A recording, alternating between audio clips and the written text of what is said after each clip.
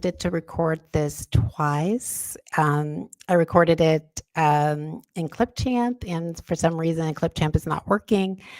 And so what I'll do is I'll try and record this video again here. Hopefully this will work. No bother, like it's putting me up to speed, giving me more practice.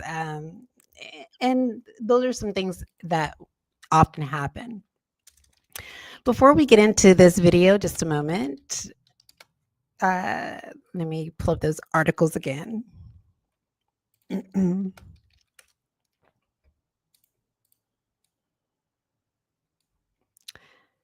That's one article.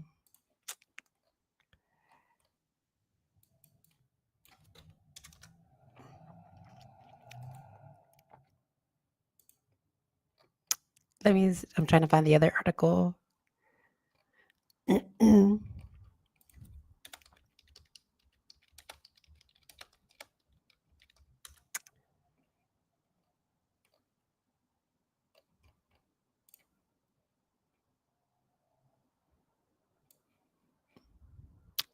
Just a moment, ladies and gentlemen.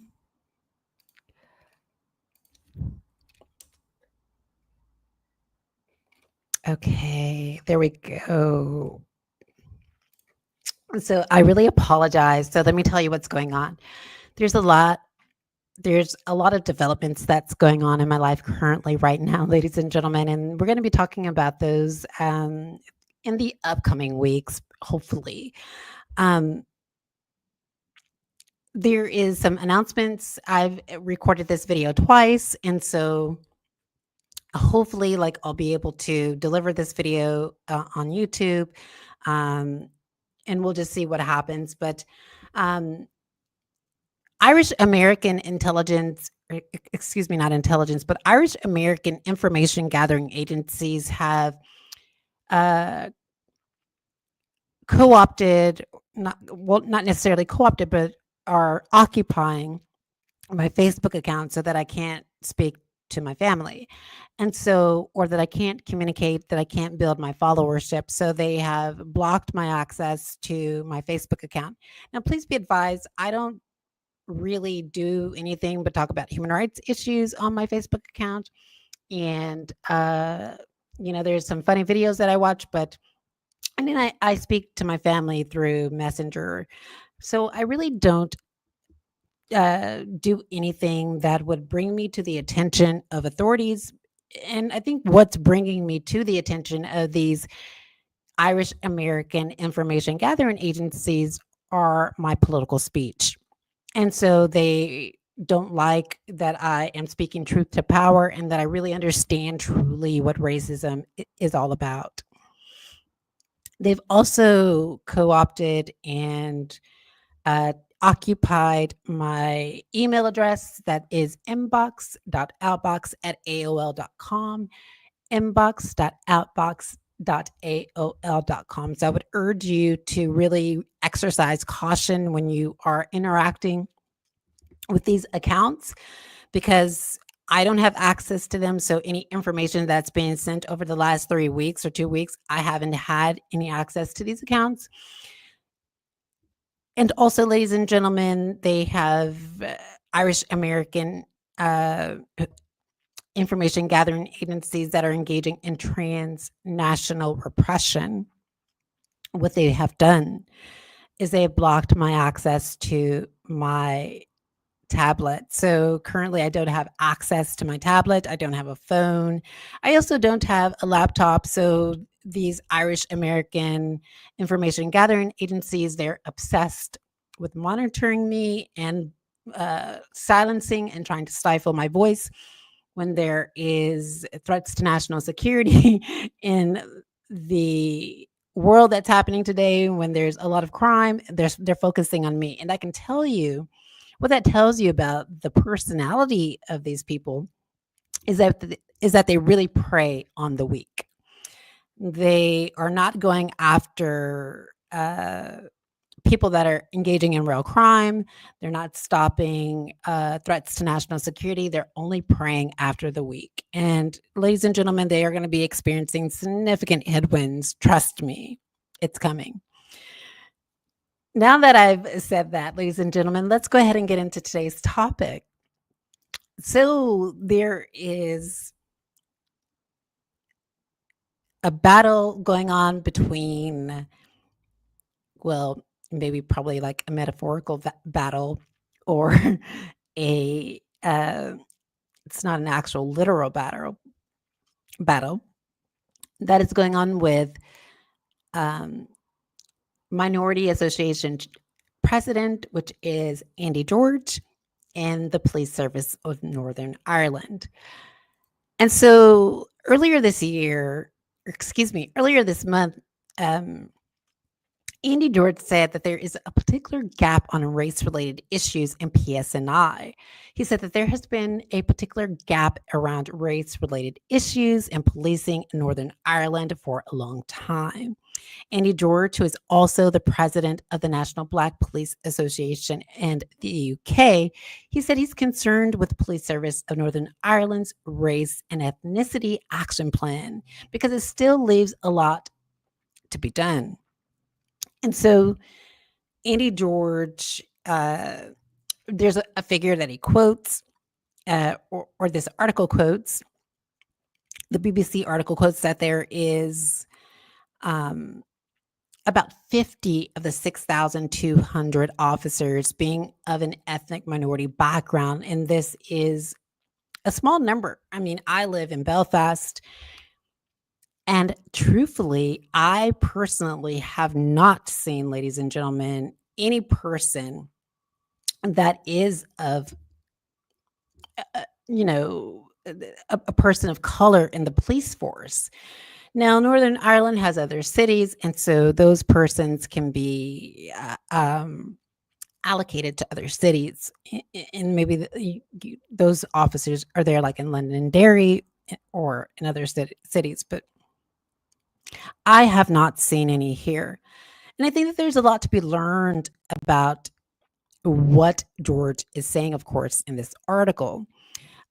He says that the action plan states that nationally it is to be accepted, and I think this is coming from the chief, that there is racism, discrimination, and police and bias in policing.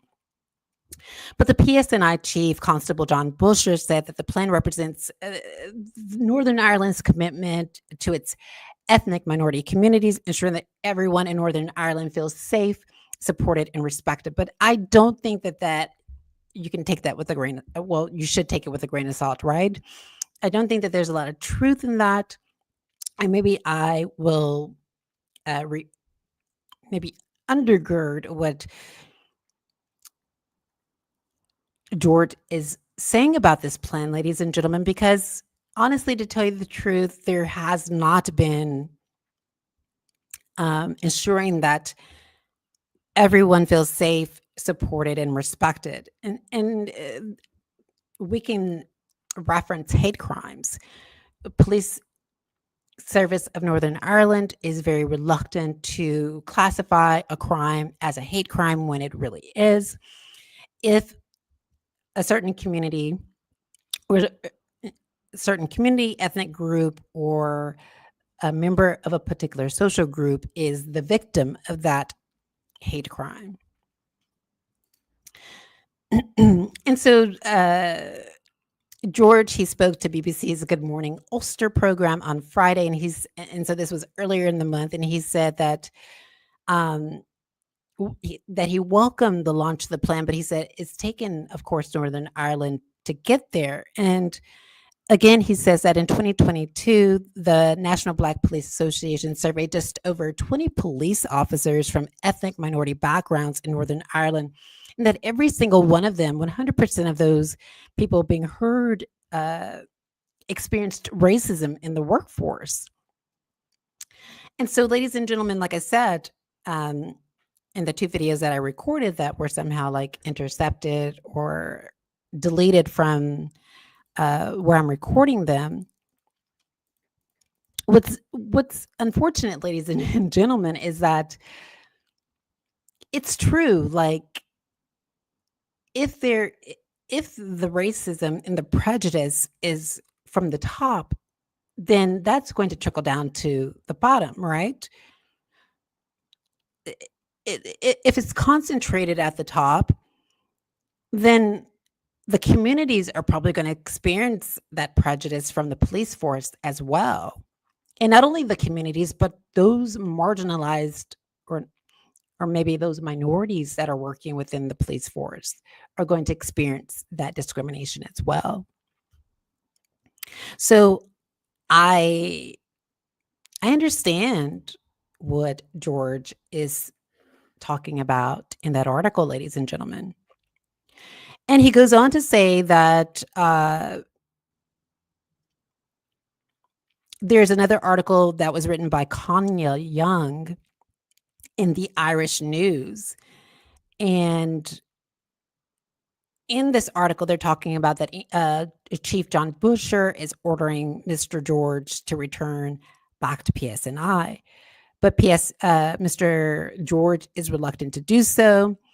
And the reason why he's reluctant to do so is because of the issues that are currently there, the culture that's within the police service of Northern Ireland.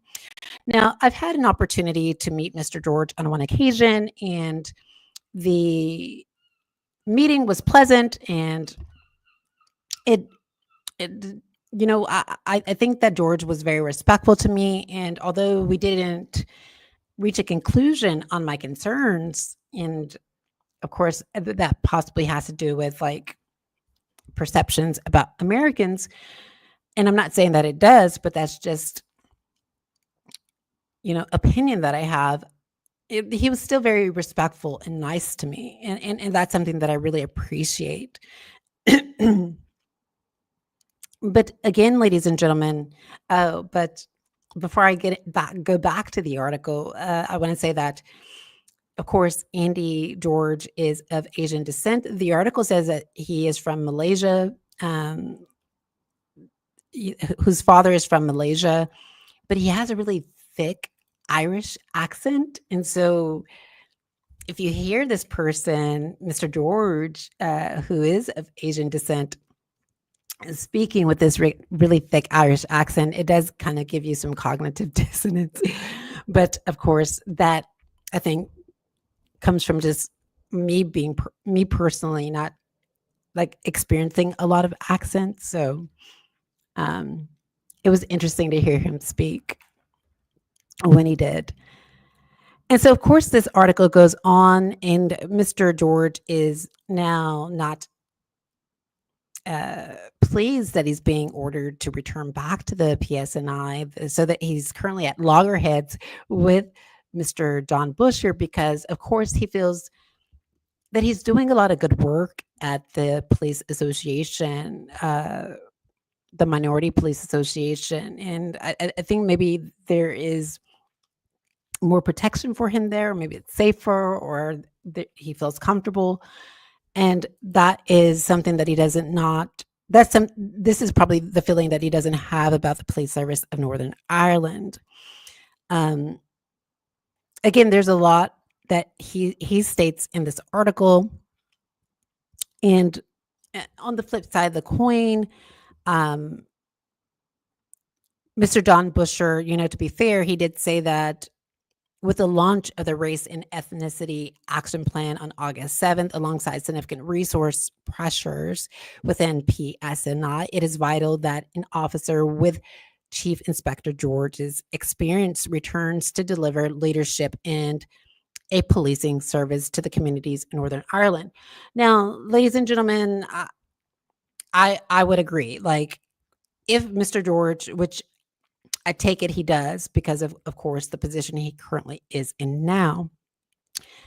If he does have that experience and that expertise with dealing with cultures, then it would be important for him to return to the police service of Northern Ireland to give, to guide the police force into interacting with marginalized communities, possibly being able to interpret hate crimes, being able to understand what is happening, right?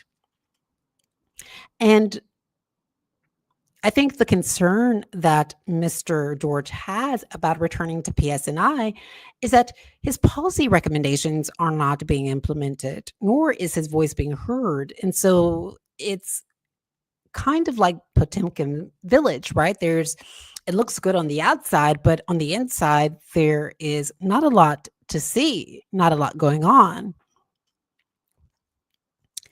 And so, of course, to reiterate, Mr. Butcher explained to Mr. George that he expected him to return in October. Uh, but of course, Mr. George feels very comfortable where he is at, and he's saying that that there's still cultural issues that exist within PSNI that have not currently been dealt with, and that the community makes a decision as to whether Mr. George should return to PSNI. Like he's an elected member of the Black Police, the National Black Association for Police. He's an elected member of that, so the members should decide. This is the argument that George is making, that the members should decide whether or not he should return to the police force. And so I would agree that when we're dealing with like hate crimes, that there's not like a lot of experience within the police service of Northern Ireland with being able to understand the nuances behind who could be a victim of a hate crime. So, for example, ladies and gentlemen, there is complex victims, and complex victims are victims that are not necessarily the ideal victim. The ideal victim is the way that Niles Christie mentions it or explains it, is that it's generally a female who is doing engaged in a respectable job or activities such as jogging down the street, and that person is attacked by somebody who is larger than them, is more can overtake them.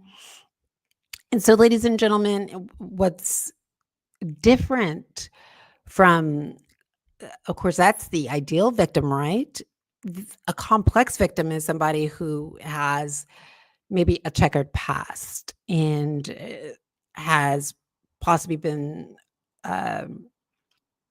so to explain it clearly, take for example someone who's been a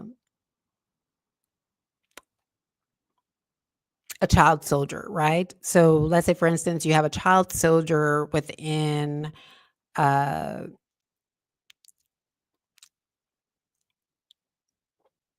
maybe a child soldier within the Irish Army, right?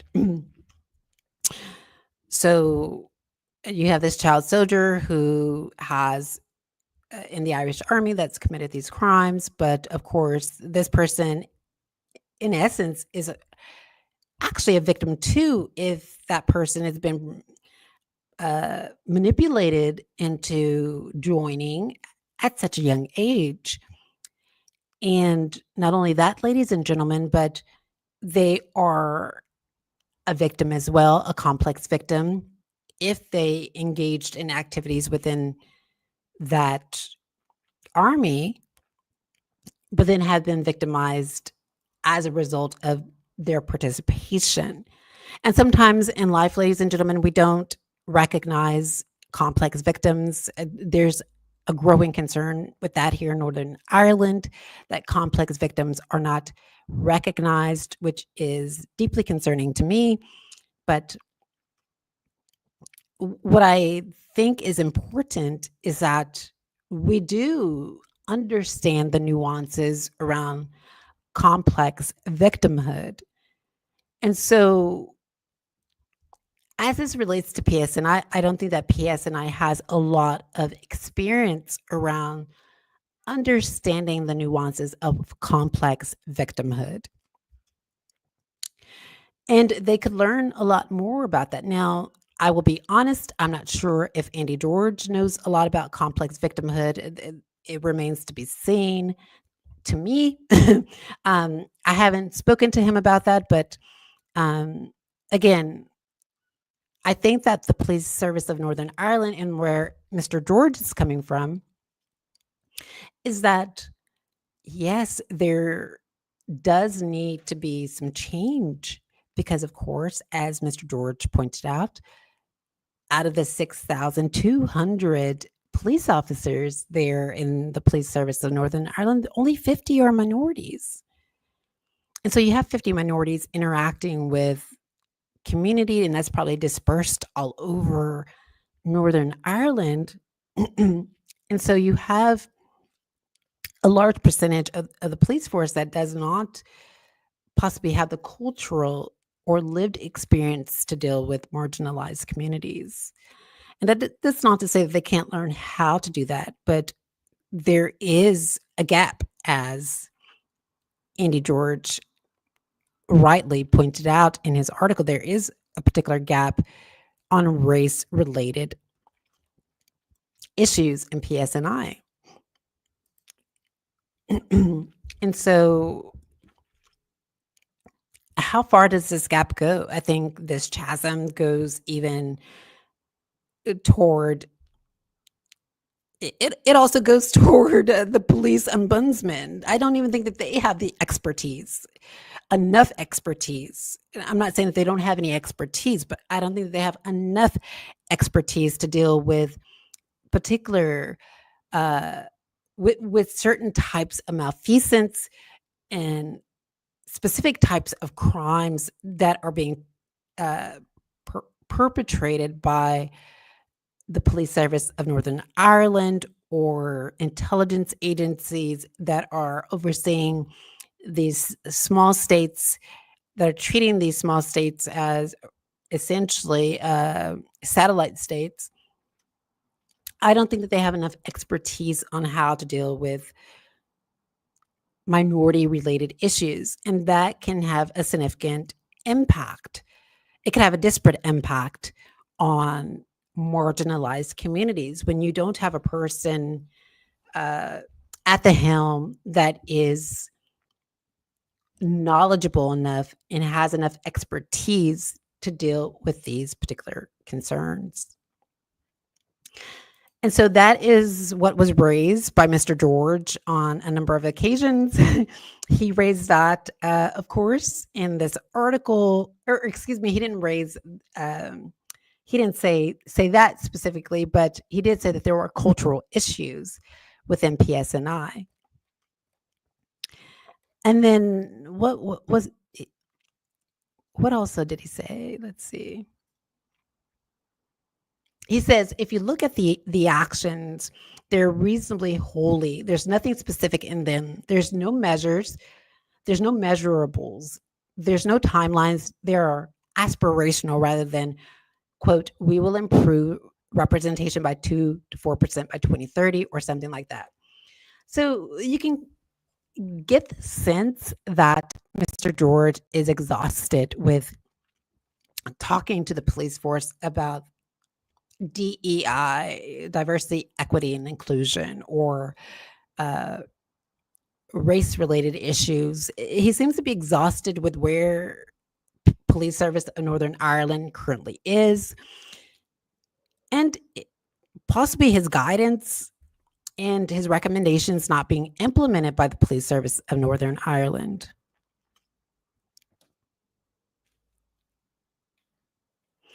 And he goes on to say, I think that Mr. George says that there's tangible things that could be done, and that's the problem. So you see, there is acknowledgement, ladies and gentlemen. He acknowledges that there are things that should be done that aren't being done.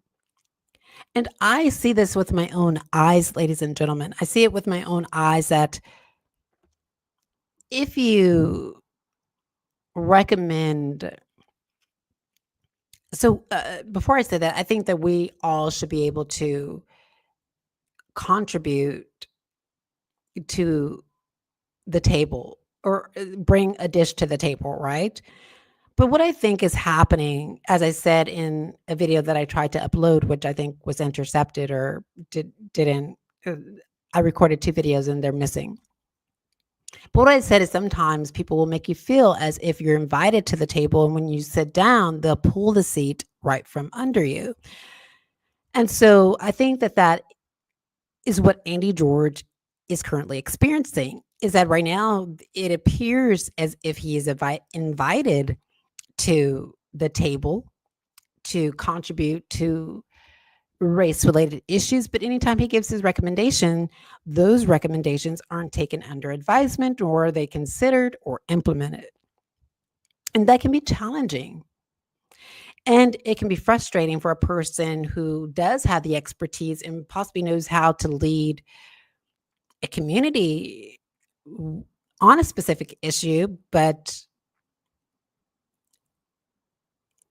their voice is being stifled, or their recommendations are being stifled because, according to someone in the dominant society, they're not looked at as a person who can give an expert opinion on particular issues. And that's quite unfortunate. I think that if you have lived experience and you have been working toward developing an expertise in a particular area, you should be allowed to pursue that path. And the dominant society should not stop you, or should be able to stop you. And if we really want diversity, if we really want inclusion, if we really want solidarity with communities, then we need to start confronting those in the dominant society at the very top that are seeking to stifle a person's dreams and their expertise in areas in which they know more about than the person who is seeking to oppress. And sometimes that's what I feel is happening, ladies and gentlemen, is that members in the dominant society, especially within the police force, they only know how to lead by oppression. And there's other ways to lead. Like, you don't only need to lead by oppression. You can lead by having engaging conversations. You can lead by communication.